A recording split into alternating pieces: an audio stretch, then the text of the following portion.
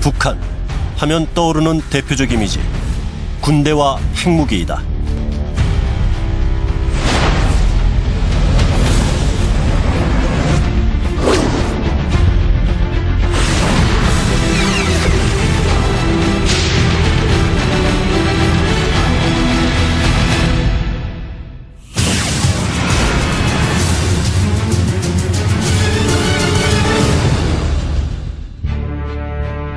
북한군은 1945년 8월 광복 직후 창설되었다. 소련군이 한반도에 진주하면서 건당, 건군, 건국이라는 3대 과제 중 하나로 추진한 것이다. 일단 북한 군대는 김정은의 군대, 또 조선노동당의 군대다 이렇게 보시면 돼요. 따라서 북한군은 김정은 정권을 유지하고 지금 북한 체제를 수호하는 최후의 보루의 역할을 하고 있다. 그리고 북한이 목표로 하고 있는 대남 적화 전략 목표, 이를테면 혁명을 달성하기 위한 최후의 무력 수단이다. 그것이 북한 군대다 이렇게 생각하시면 되죠. 북한의 최고 통치자에게 군대란 체제와 자신의 생존을 유지할 수 있는 강력한 수단으로 복종을 유도하기 위해 숙청과 강 등을 무자비하게 자행하고 있다.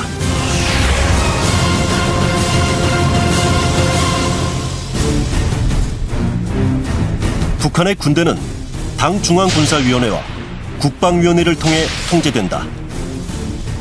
당 중앙군사위원회는 당의 군사노선과 정책을 관철하기 위한 대책을 토의 결정하며 국방사업 전반을 지도한다. 북한의 군사기구는 국방사업 전반을 결정하고 지도하는 국방위원회를 중심으로 총정치부, 총참모부, 인민무력부로 구성되어 있으며 부서 간 수평적 견제 및 충성 경쟁을 벌인다. 북한의 김정은은 최고 사령관으로서 국방위원회 제1위원장, 당 중앙군사위원장, 당 제1비서를 겸직하며 강력한 1인 독재 통치를 하고 있다. 북한은 1990년대 체제 위기 이후 군을 가장 우선시하는 선군 정치를 표방하고 있다. 선군 정치라고 했을 때 단순히 소위 그 군대의 그 군사력을 강화한다든가 이런 그 군사 역량을 그 강화하는 것을 앞세우는 그런 데서 넘어가서 소위 군대를 정치적 수단화시키는 것이 바로 선군 정치의 그 핵심이라고 볼 수가 있죠. 북한의 모든 남자는 만 14세가 되면 군대 소집 대상자로 등록된다. 그리고 2003년 전민군사복무제가 도입되면서 남자는 고급 중학교를 졸업한 후 군복무 의무를 지게 됐으며 근무 연한은 남자는 10년, 여자는 7년이다. 그냥 군대는 너희가 알아서 살아라. 재정적으로 투자를 하지 않아가지고 북한군이 자력갱생을 해야 하니까 또 군대 나가면 상관들한테 맞아가지고 장애인이 되고 심하면 죽는 경우도 있고요. 그러니까 군대를 안 가려는 사람도 솔직히 많죠. 북한군 실태는 다 비슷합니다.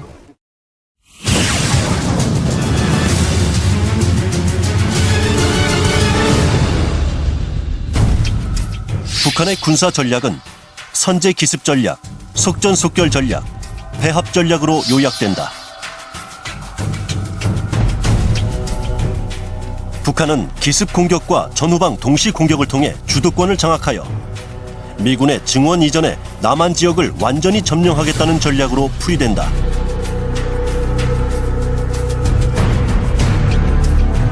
북한의 상비 전력은 육해공 120만여 명으로 남한의 63만 9천여 명의 1.9배가 되는 규모다. 지상군 전력의 약 70%는 평양 원산 이남의 전방 지역에 전진 배치되어 있으며 상당수가 갱도화되어 있어 우리 측에 큰 위협이 되고 있다. 특히 전민 무장화 전략으로 14세부터 60세까지 인구의 약 30%를 군 동원 대상으로 하여 현재 770만여 명에 이르는 예비 전력을 확보하고 있다. 최근 북한은 사이버 전쟁 수행 능력을 강화하고 있다. 2013년 3월 우리의 주요 방송사와 은행 전산망을 공격하고 2013년 6월에는 주요 정부기관 홈페이지를 마비시켰다. 이처럼 북한은 해킹 기술을 활용해 정부와 민간을 가리지 않고 사이버 테러를 가하고 있다. 북한이 경제난으로 우리와 재래식 군사력 경쟁에서 한계가 있다는 점과 우리 사회가 정보통신에 대한 의존도가 매우 높다는 점을 간파해 적은 비용으로 큰 효과를 얻을 수 있는 비대칭 전력을 집중 육성하고 있는 것이죠. 북한의 사이버 공격은 단순히 우리가 가진 소중한 정보의 유출뿐만 아니라 사회 전반에 큰 혼란을 야기하거나 또 마비시킬 수 있다는 점에서 적극적인 대응이 필요합니다.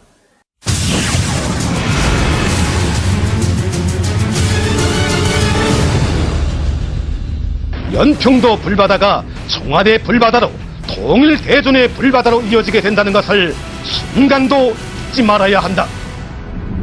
북한은 분단 이후 지금까지 약 3,000회에 달하는 대남 군사 도발을 감행하였다.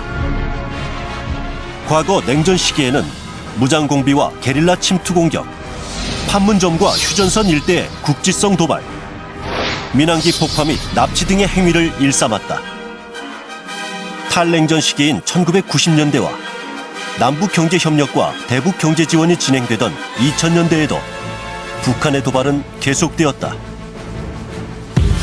강릉 잠수함 침투 사건과 NLL 침범으로 발생한 연평해전, 대청해전이 발생하였고 급기야는 천안함 폭침 사건과 연평도 후력 도발 사건을 일으켰다.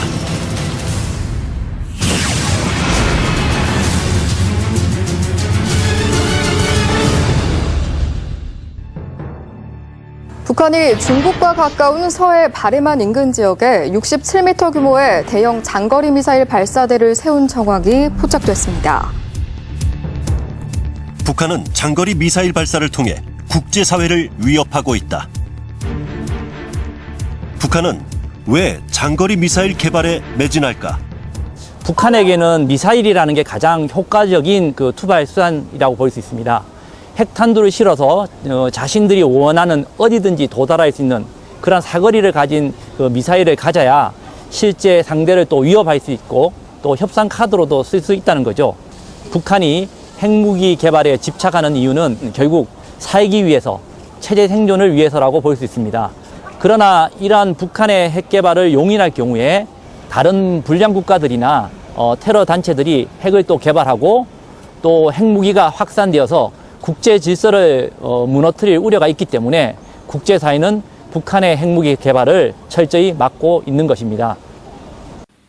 북한은 80년대 후반 세계적인 탈냉전으로 사회주의 국가들이 개혁, 개방으로 나오고 90년대 중반 경제 위기로 인해 북한의 외교 경제적 고립은 심화됐다.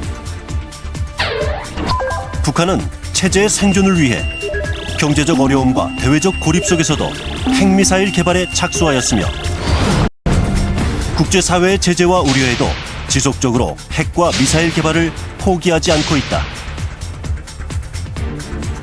2012년 김정은 집권 이후에도 북한은 장거리 로켓 발사, 제3차 핵실험을 감행하는 등 국제사회의 제재를 무색하게 했다. 나아가 헌법에 핵 보유국임을 명시하고 2013년 3월 당 중앙위원회 전원회의에서 핵무력 건설과 경제건설 병진 노선을 공식 채택함으로써 핵과 미사일 개발에 박차를 가하겠다는 의지를 명확히 했다. 북한의 이러한 전략은 국제사회의 제재와 대외관계 악화 속에서 대내적으로는 주민들의 지지와 결속을 이끌어내고 대외적으로는 체제 안전을 도모하려는 전략으로 보인다. 북한은 2015년 5월 잠수함 발사 탄도미사일 발사 실험 장면을 공개하면서 핵탄두 발사 수단 개발에도 속도를 내고 있다.